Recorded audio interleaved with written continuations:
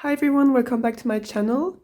So today I will be doing a gouache painting. I did this one yesterday. It took me, I don't know, 30 to 40 minutes to do this one. And here I want to try to do a square one here. Also, yeah, I'm still struggling a bit to find my schedule for editing and shooting my videos and all of this, but slowly getting there. So yeah, I try to be more consistent in the next videos. So I will try to work with the limited palettes and see if I have the colors I need to. So what I've chosen here is sap green, yellow ochre, and those are some kind of poor quality gouache. So that's why I'm using them in my sketchbook, and I don't want to do like final pieces with them.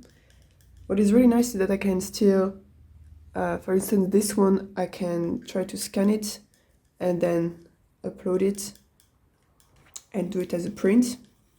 And also, sorry, maybe I won't talk that much today because I'm starting to feel a bit sick, so I don't want to strain my voice too much. Okay, so now I'm just using a mix of yellow ochre and sap green to just place my horizon line. I'm trying to mix, but my yellow ochre is very poor quality, so it's super hard to mix. It's just very grainy. And I'm using this large flat brush here. It's a Raphael brush. And I'm just gonna, so I have kind of a reference photo, and I will try to, I hope you will understand what I'm painting. Let's see, so let's try to put horizon line more or less here, like so. Then I have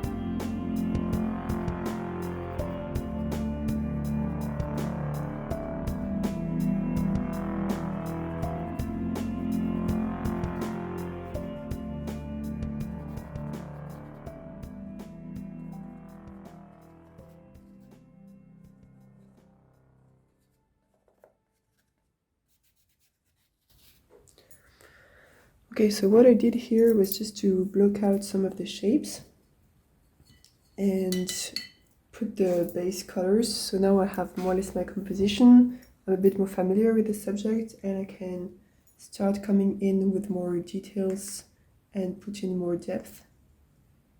So I'm not going for something realistic. I just want to convey the kind of the feeling of the place. So that's why I'm using this large brush, because it forces me to be less about the details and more about the contrasts and the shapes and this kind of stuff.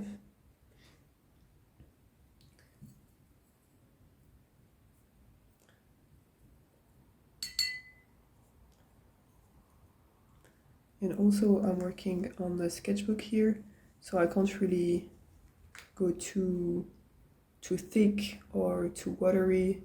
I can't do that many layers or anything. So it forces me also to work in a different way, to be a little bit more loose with what I'm doing.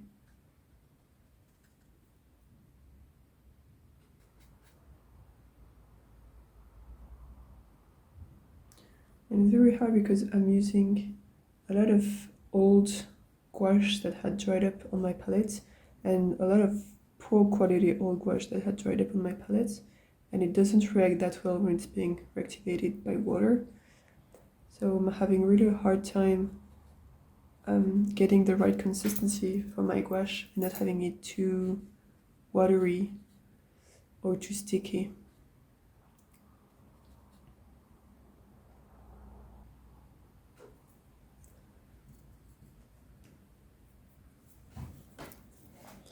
So I hope by now you have more or less understood what I was trying to paint.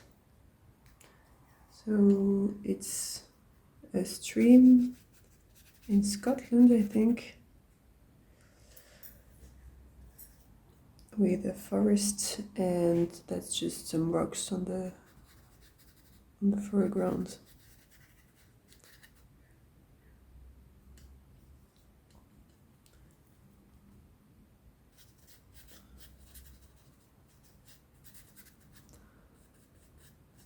So I'm still very new to gouache, so I'm still trying to understand what type of effects I can achieve with gouache, how my colors react when I'm layering them, or what happens when I mix this color with this color, because I don't know them very well yet.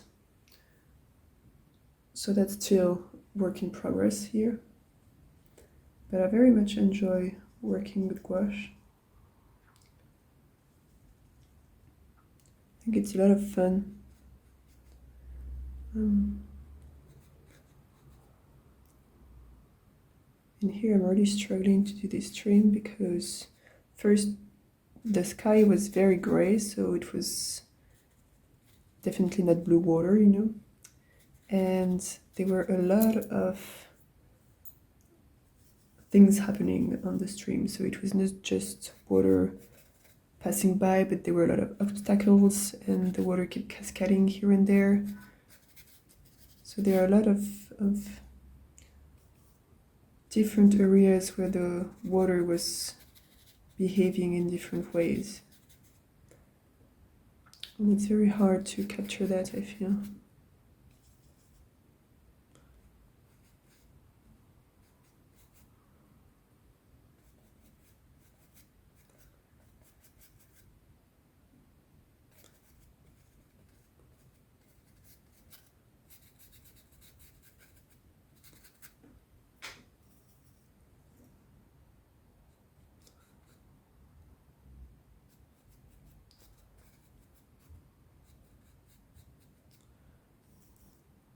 And I'm also trying to be meaningful in my different strokes and to give them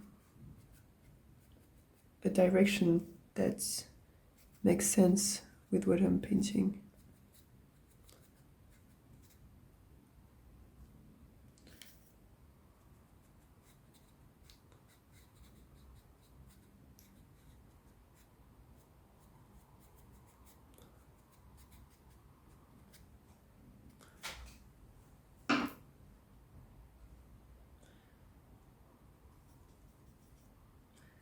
So to do this trim, I'm using a mix of ultramarine and burnt sienna, I think, burnt umber. So I don't have any blacks or any very dark colors, and it's an interesting challenge to do all the very dark parts only with these colors. But I'm trying to force myself to work with very limited color palettes, because I feel you achieve some very coherent results when you're working like so. But here I may put a little bit of black just to enhance some of my shadows. And in gouache, black is very powerful, so you don't have to put much for it to take power in a way. So I'm just gonna put a little bit of black and see how it goes.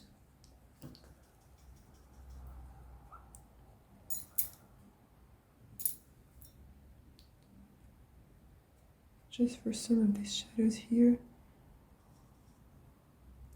to put even more contrast here and there.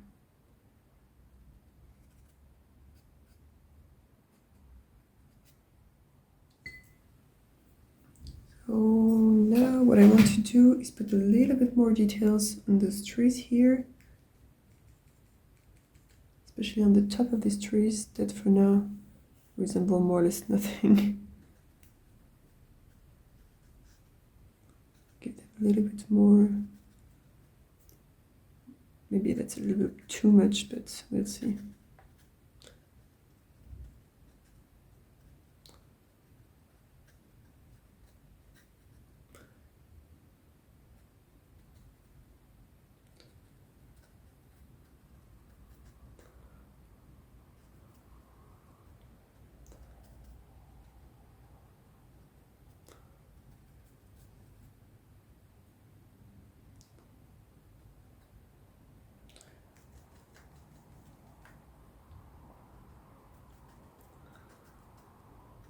I'll go then back in with more shadows.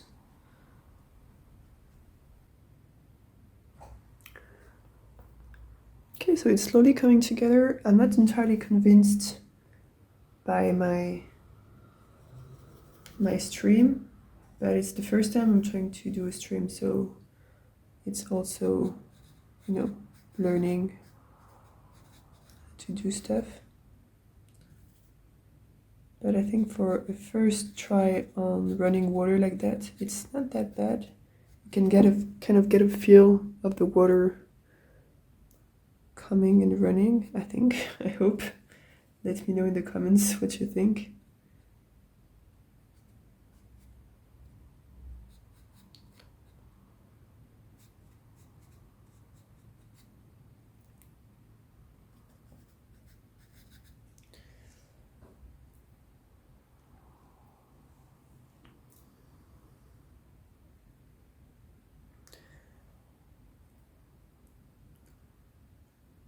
I may try to put a little bit of very pale blue on the stream. Let's see.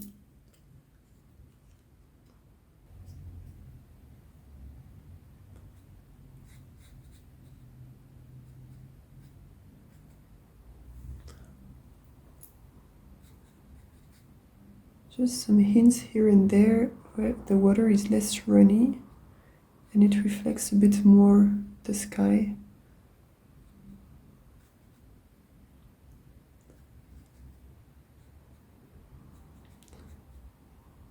Try not to go overboard. And now I'm just gonna put some more white because there is really some pure white in my reference image, and I think it will help again with this idea of having more contrast. Having a hard time having a real bright white because, like I said, I'm working with dried gouache, and with dried gouache it's hard to, like, especially poor quality dried gouache, it's hard to get a really creamy and opaque white. But let's see what we can get.